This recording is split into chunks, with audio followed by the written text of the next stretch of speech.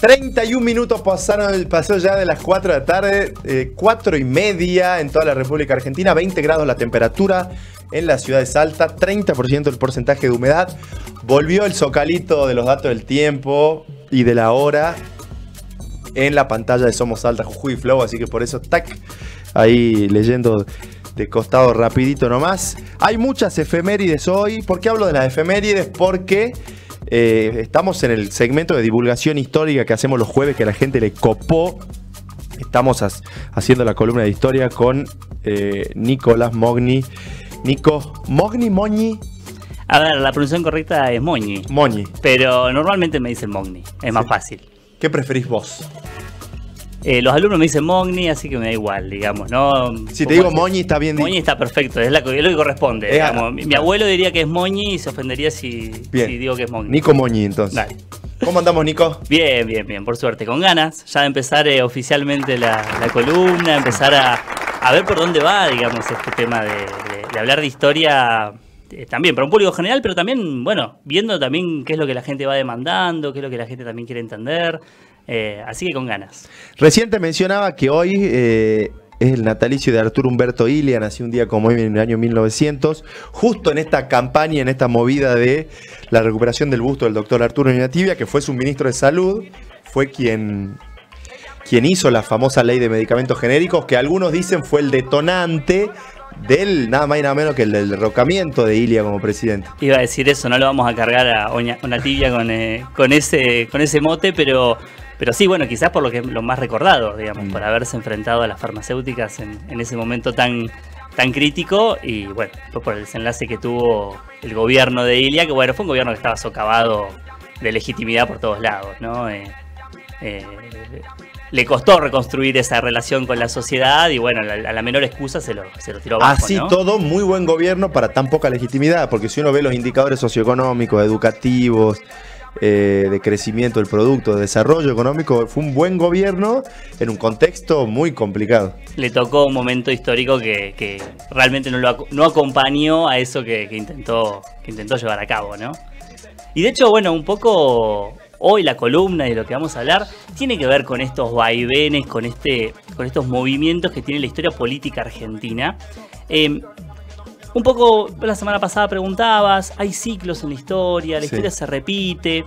Y una de las cosas que charlábamos es que cuando las condiciones no cambian, bueno, hay cosas que se repiten. Cuando las clases políticas son más o menos las mismas, hay cosas que se van a seguir repitiendo, ¿no?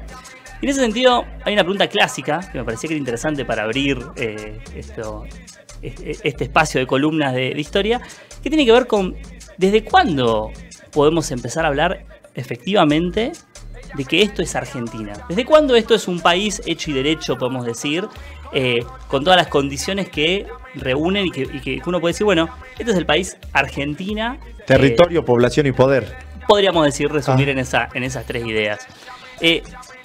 Y en el sentido de pertenencia también, que es importante. Bueno, yo me considero rioplatense, argentino.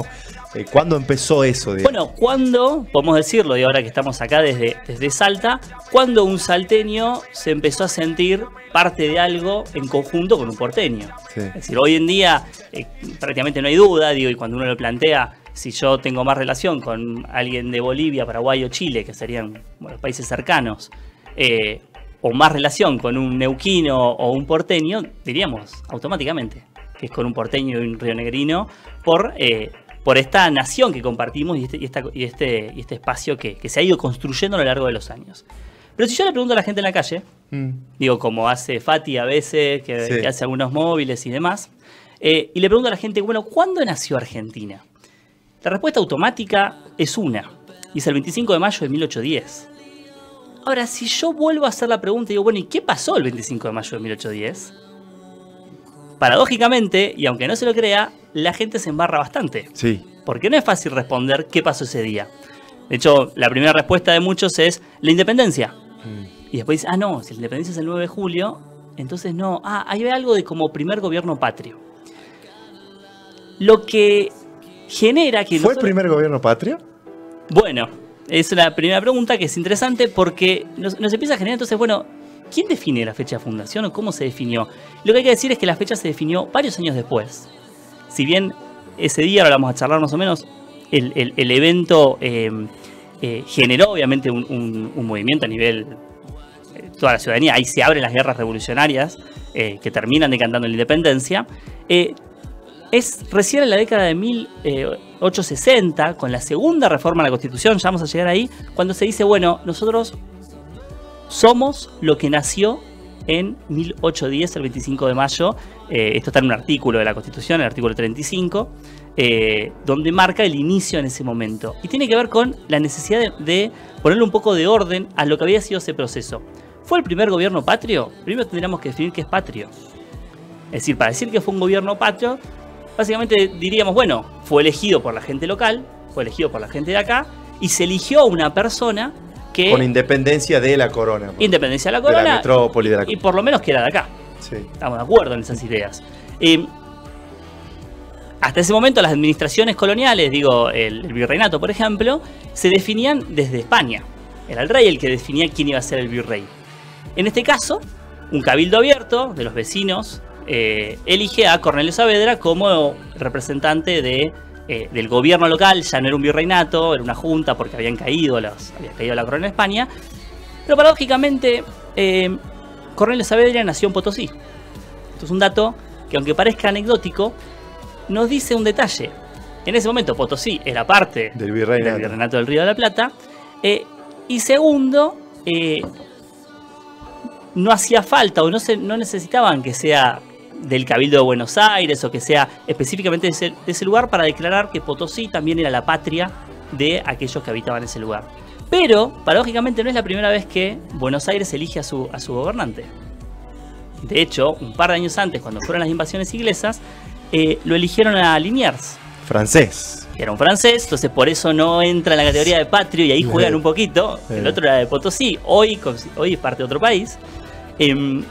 Era francés, pero lo eligió un cabildo abierto en Buenos Aires.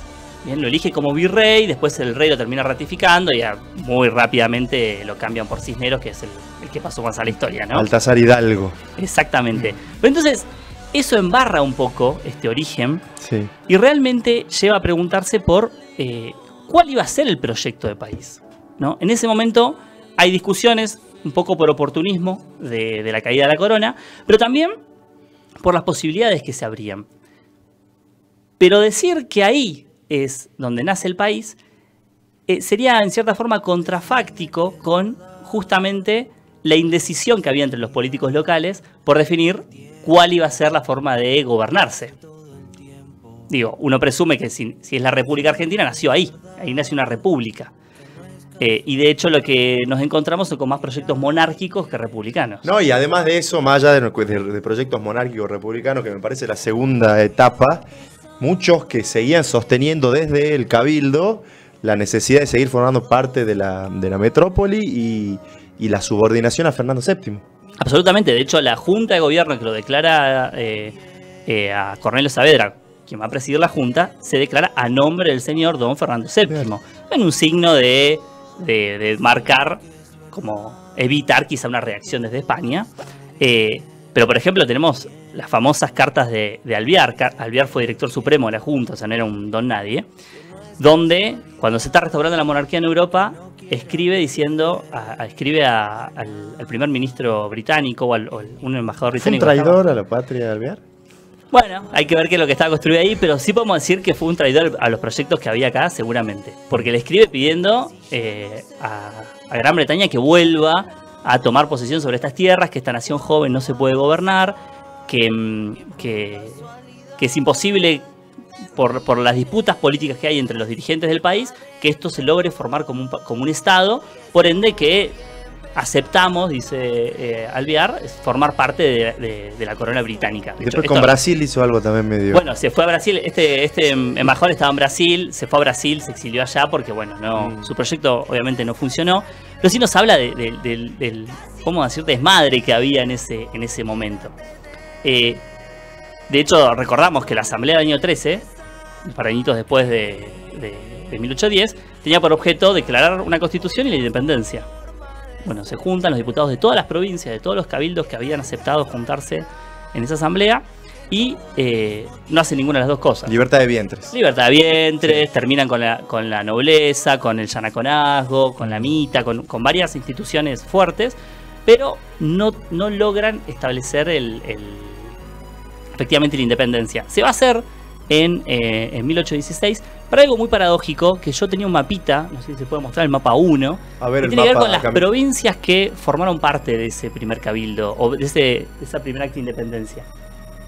Nosotros ahí vemos que el mapa es muy distinto que el mapa de la actualidad, y tenemos algunas provincias que, como yo decía, también formaron parte de Bolivia. Misque, Chichas, Charcas, formaron parte del Congreso de Tucumán. No formó parte del Congreso de Tucumán Santa Fe, Entre Ríos, Corrientes, obviamente Montevideo. Toda la banda oriental, incluida las provincias argentinas circundantes con el Paraná. Claro, que hoy son provincias argentinas, desde ya todas las provincias de la Patagonia y todas las provincias del norte que no existían como tales. No existían para el virreinato, claro, bajo control de los pueblos indígenas en esos lugares. Pero nos muestra que el mapa era muy distinto. Digo, como para ir haciendo el cuento más corto. Se puede decir, yendo un poquito para atrás, que la creación del virreinato del Río de la Plata en 1776 sería la piedra fundacional de este país como tal. Más allá de que no tener el reconocimiento de independencia, digo, ese antecedente histórico puede ser, che, esto somos. A ver, sirve como una buena marca para delimitar un poco el territorio. Para los que en ese momento se autorreconocían como españoles americanos, hace una diferenciación con lo que va a ser o con lo que sigue siendo el virreinato del Perú, o lo que sigue siendo Nueva Granada, que es en el norte, en la zona de Bolivia, Colombia, de Venezuela, Ecuador, Colombia. Y en cierta forma sí, porque lo primero que se reclama es Potosí, y todas las guerras que nosotros tenemos, en las que participa Güemes, Belgrano, el Ejército del Norte, siempre es defendiendo hasta incluso Potosí y más al norte. ¿Por las minas? ¿Por las minas? Obviamente, porque ahí estaban las riquezas, ¿no? De ahí también todo el motor, digamos, económico de toda esta zona era eso. De hecho, lo que vamos a ver es que muy hacia el final, cuando nosotros miramos el mapa de Argentina y miramos realmente lo que es hoy, se parece mucho más a lo que terminó siendo en 1880 y en 1860 que a lo que era efectivamente en este momento. Si no fuera después porque se conformó una confederación argentina, digo, después cada provincia tomó su autonomía. En el 30 recién se vuelve a ver un proyecto más centralista, que se conforma la Confederación Argentina, la cual Buenos Aires primero acepta, después abandona, y después de una sesión de guerras entre Rosas, Urquiza y Mitre, que no las vamos a detallar para no extendernos Eso mucho. te iba a preguntar. Sí. ¿Qué es más importante para vos? 1853, 1860, digo, constitución, o Caseros, Pavón, Cepeda. Bueno, la conformación de la nacionalidad, que es lo que estamos hablando, ¿no? Yo creo que es más importante el periodo del 53 al 60. ¿En qué sentido? Digo, ¿no? A ver, todo lo anterior ya había conformado la Confederación, y es la Confederación la que hace la Constitución, sin Buenos Aires. Se juntan en San Nicolás, en 1853, arman la Constitución. ¿Dónde queda San Nicolás de los Arroyos? Queda al norte de la provincia de Buenos Aires, por ahí queda, ¿no? En un eje que quedaba más cómodo para lo que es la provincia, para lo que es el eje litoral, que era lo más importante, claro, ¿no? Córdoba, Santa Fe. Los cordobeses, los entrerrianos, los santafesinos. Exactamente. Y se forma esta constitución.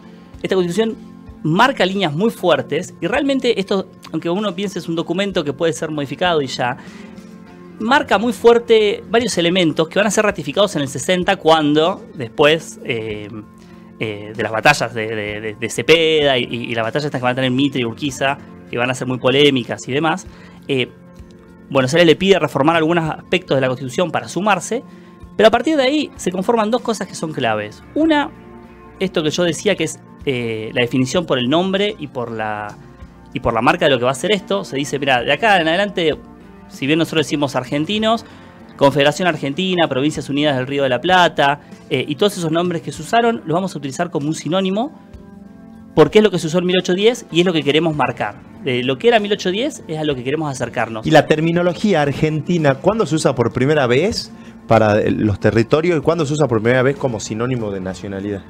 Bueno, argentinos y Argentina, en ese sentido, siempre fue como un gentilicio utilizado para los habitantes que estaban cerca del Río de la Plata. El nombre Río de la Plata es muy antiguo, viene de la época de Solís, estamos hablando del siglo XVI. Sí. Los portugueses lo usaban como Río de la Plata. Y como medio paradójicamente podemos decir que a los que habitaban cerca no se les decía platenses, podemos decir como se le dice hoy a los de la ciudad de La Plata, sino se les decía argentinos. De hecho, hay un poema, por ejemplo, del barco Centenera, que es del 1600, donde se habla de los argentinos. Hay en las mismas festejos de las invasiones inglesas se hablaba de argentinos, como si fuera gentilicio, no gentilicio, de Argentina. De un gentilicio, de un habitante de. Sí, y de hecho es acá con la Constitución cuando se habla de estos nombres son oficiales, pero tomamos como la nación argentina por los argentinos, ¿no? Se toma como ese nombre más por, como de vuelta como... Sigue siendo oficial el Provincias Unidas del Río de la Plata. Sigue siendo oficial, sí, porque ese artículo nunca se modificó, no es modificable, a menos que se reescriba la Constitución. Pero de hecho hay otro artículo también que es importante, que es el 25, donde marca las provincias fundadoras, no las llama así, de hecho está como medio implícito, son 14 las provincias, y donde dice que cada provincia va a respetar sus límites, que no se pueden unir, que ninguna provincia puede invadir a las otras, que a menos que esas provincias lo decidan, no puede dar modificaciones, lo que evita que sigan habiendo disputas entre las provincias. Ese artículo también sigue vigente. Que el antecedente de ese artículo es el Pacto Federal de 1831. Exactamente, ese pacto que es el que funda la Confederación. Que supuestamente cuando alguna provincia en algún momento se enojó en el pasado, dice yo me salgo del Pacto Federal y me puedo escindir a lo Cataluña. Digamos. Exactamente, de hecho hoy eso no solo es ilegal, sino que digamos, si se acusara una provincia de secesión, se la podría hasta invadir, digamos, el Estado puede intervenir. Viste que Mendoza estuvo haciendo como un jueguito. Lo pensaba por ese caso, digamos, sí, ¿no? De Mendoza.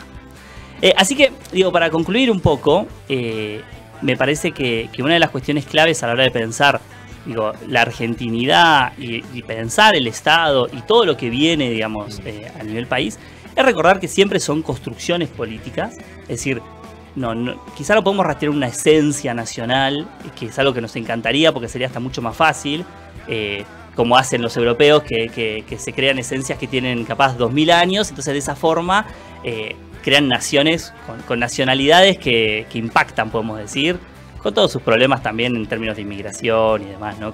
Cómo se tratan entre sí.